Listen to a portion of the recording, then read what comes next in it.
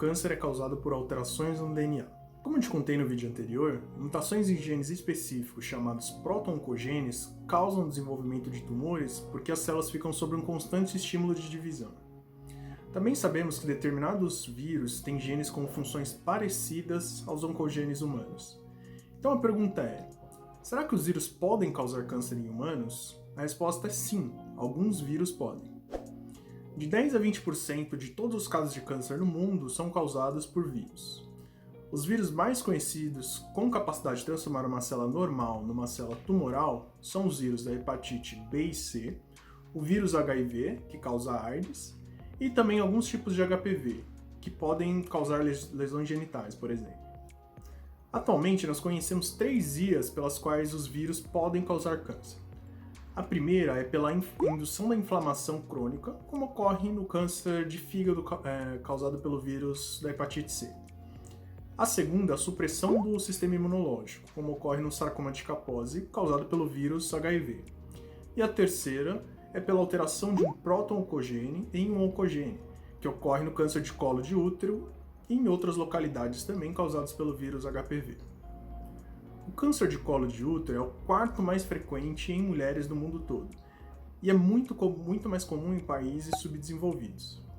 Estima-se que 90% dos casos sejam causados por infecções pelo vírus HPV, que é principalmente transmitido pelo contato direto com a pele ou com a mucosa infectada, na maioria dos casos durante a relação sexual. É muito importante deixar claro que os vírus capazes de causar câncer podem ser transmitidos de pessoa para pessoa, mas não o câncer em si, ou seja, uma pessoa não pode pegar o câncer de alguém que o tem.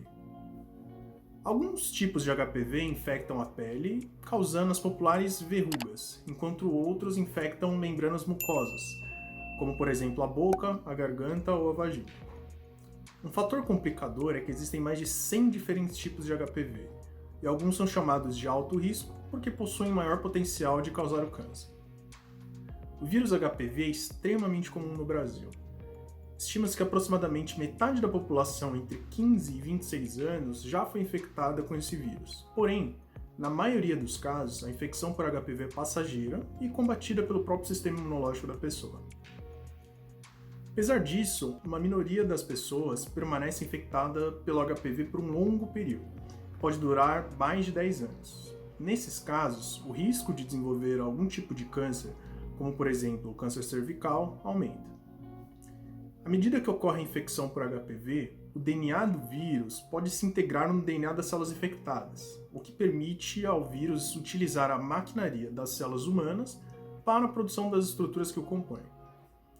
Trechos desse DNA viral são oncogenes que inibem os mecanismos de defesa da célula contra o vírus.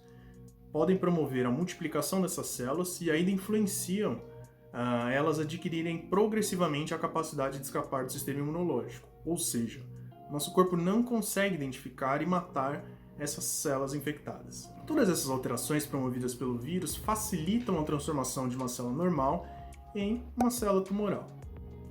É importante notar que não existe um tratamento para eliminar o vírus HPV, porque ele se integra no DNA das células hospedeiras.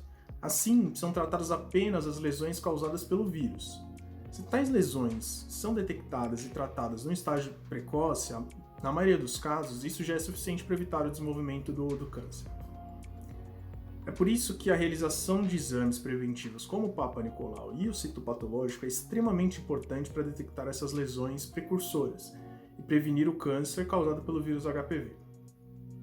Mais importante é que atualmente a infecção por alguns tipos de HPV pode ser prevenida pela vacinação, que é realizada no Brasil desde 2014 pelo SUS. Atualmente, existem 2 vacinas disponíveis. A bivalente, que tem como alvo 2 variantes virais de alto risco para câncer, enquanto a quadrivalente protege contra essas e mais 2 variantes que causam verrugas. A imunização deve ocorrer preferencialmente ainda na infância, para prevenir futuras infecções.